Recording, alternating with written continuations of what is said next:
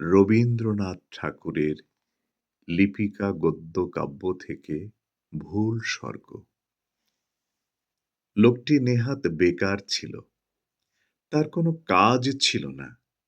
কেবল শখ ছিল নানা রকমের। ছোট ছোট কাঠের চৌকোয় মাটি ঢেলে তার উপরে সে ছোট ছোট ঝিনুক সাজাত। দূর থেকে দেখে মনে হতো যেন একটা এলোমেলো ছবি। তার মধ্যে পাখির ঝাঁক কিংবা এবড়ো-খেবড়ো মাঠ। সেখানে গরু চরছে কিংবা উঁচু-নিচু পাহাড়। তার গা দিয়ে ওটা বুঝি ঝরনা হবে কিংবা পায়ে চলা পথ। বাড়ির লোকের কাছে তার লাঞ্ছনার সীমা ছিল না। মাঝে মাঝে পণ করত পাগলামি ছেড়ে দেবে, কিন্তু পাগলামি তাকে ছাড়ত না। কোনো কোনো ছেলে আছে সারা বছর পড়ায় ফাঁকি দেয়, অথচ পরীক্ষায় খামোখা পাশ করে ফেলে।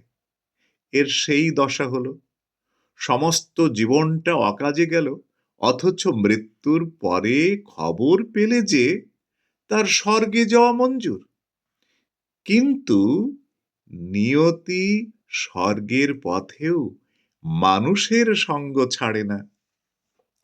দূতগুলো মার্কা ভুল করে তাকে কেজো লোকের স্বর্গে রেখে এলো। এই স্বর্গে আর সবই আছে, কেবল অবকাশ নেই। এখানে পুরুষরা বলছে, হাঁপ ছাড়বার সময় কোথা? মেয়েরা বলছে, চললুম ভাই, কাজ রয়েছে পড়ে। সবাই বলে, সময়ের মূল্য আছে। কেউ বলে না, সময় অমূল্য, আর তো পারা যায় না। বলে সবাই আক্ষেপ করে আর ভারী খুশি হয়। খেটে খেটে হয়রান হলুম, এই নালিশটাই সেখানকার সঙ্গীত। এ বেচারা কোথাও ফাঁক পায় না, কোথাও খাপ খায় না।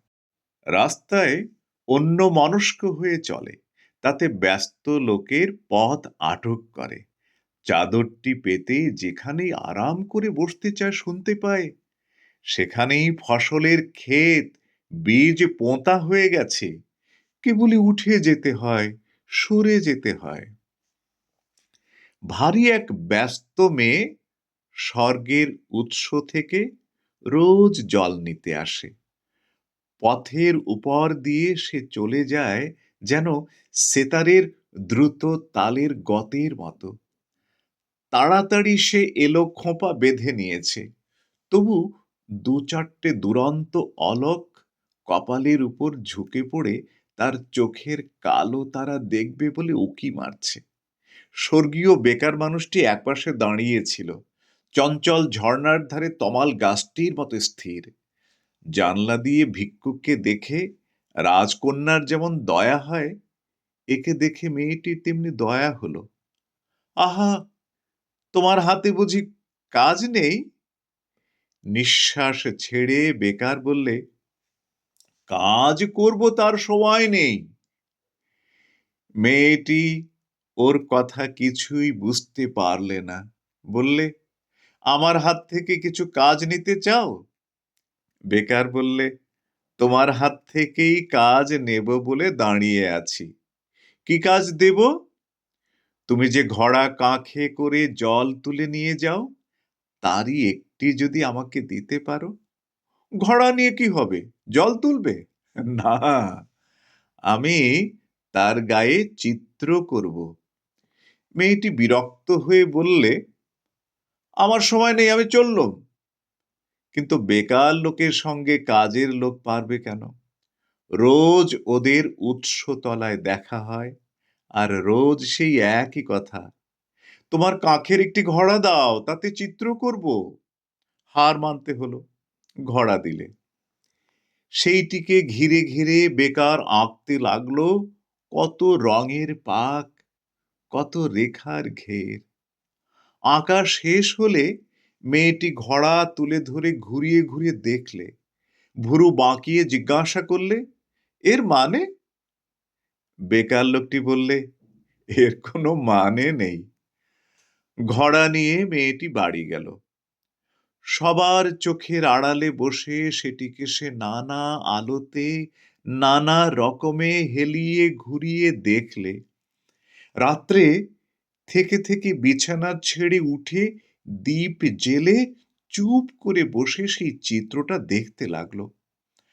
তার বয়সে এই সে প্রথম এমন কিছু দেখেছে যার কোনো মানে নেই। তার পরদিন যখন সে উৎসতলায় এলো, তখন তার দুটি পায়ের ব্যস্ততায় একটু যেন বাধা পড়েছে। পা দুটি যেন চলতে চলতে আনমনা হয়ে ভাবছে, যা ভাবছে তার কোনো মানে নেই।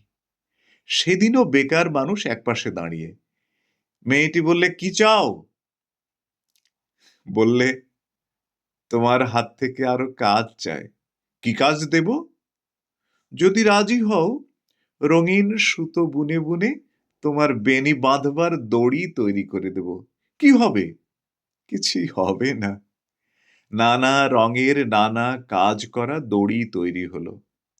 এখন থেকে আয়না হাতে নিয়ে বেনি বাঁধতে মেয়ের অনেক সময় লাগে। কাজ পড়ে থাকে, বেলা বয়ে যায়। এদিকে দেখতে দেখতে কেজো স্বর্গে কাজের মধ্যে বড় বড় ফাঁক পড়তে লাগলো।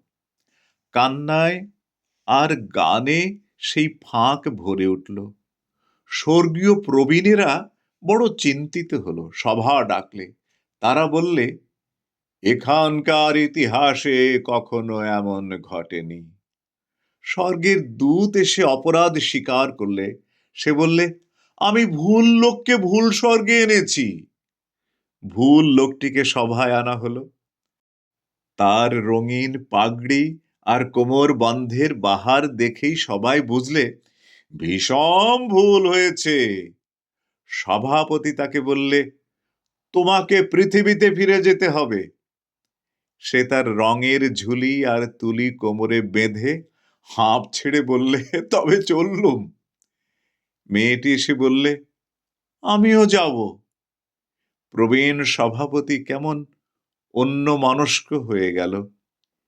এই সে প্রথম দেখলে এমন একটা কাণ্ড যার কোনো মানে নেই।